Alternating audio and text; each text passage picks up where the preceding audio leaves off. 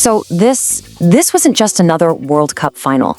This was something else entirely. This was a reckoning.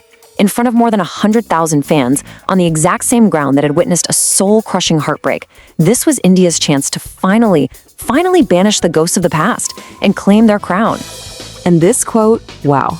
This quote from Sanju Samson, the player of the tournament, it just says it all, doesn't it?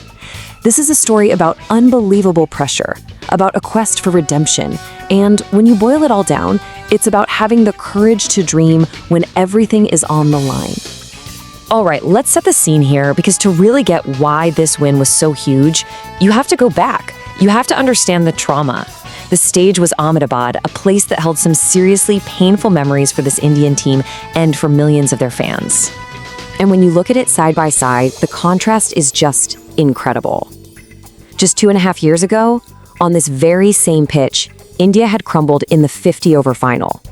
This time, though, this was a chance to completely rewrite that story, to turn a place of national disappointment into the stage for an unforgettable party. So, with all that history, all that weight on their shoulders, how did India respond? Well, let me tell you, they didn't just respond, they erupted. You know, for the first 12 balls, it felt a little too familiar. A quiet start, just a few runs trickling in. You could practically feel the entire country holding its breath.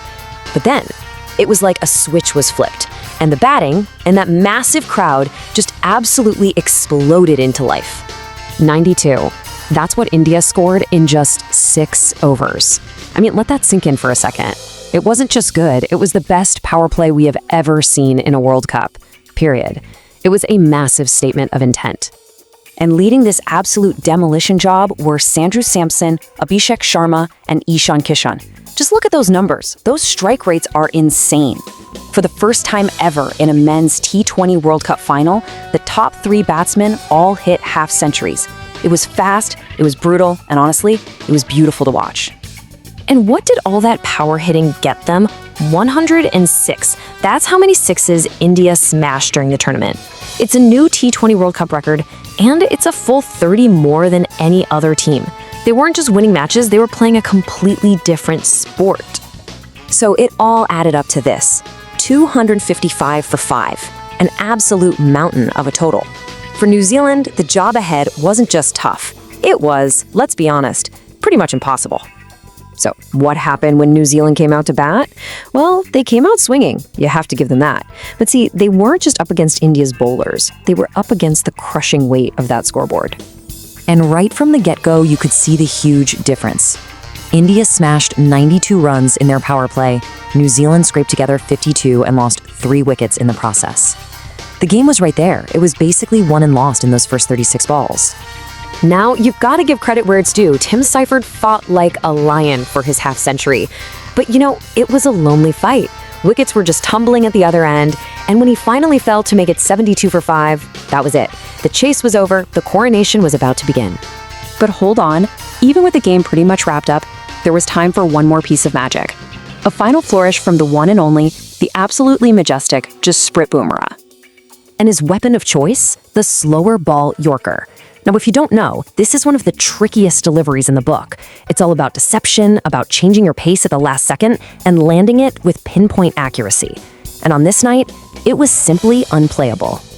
And the way he executed it, he was like a surgeon. One after another, he completely bamboozled New Zealand's lower order. Nisham, gone. Henry, cleaned up. And then the captain, Santner. All 3 fooled by that same perfect delivery. It wasn't just a spell of bowling.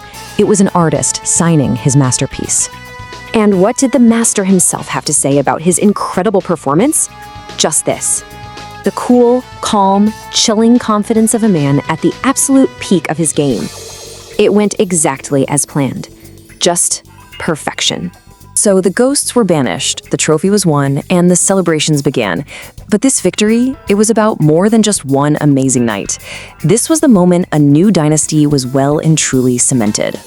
Think about it. This win means India has now won the last 3 major men's white ball tournaments: the 2024 T20 World Cup, the 2025 Champions Trophy, and now the 2026 T20 World Cup. That is a level of dominance you just don't see very often. And what makes this feel even bigger is who did it. This was a triumph for a new generation. With icons like Virat Kohli, Rohit Sharma, and Ravindra Jadeja having retired from T20s, this young team stepped out of some massive shadows and forged their own legacy. And that's what leaves us with this one final, really exciting thought. You know, this doesn't feel like an ending at all. It feels like a beginning. After a performance this powerful, this dominant, you just have to ask yourself, is this incredible new generation of Indian cricketers just getting started?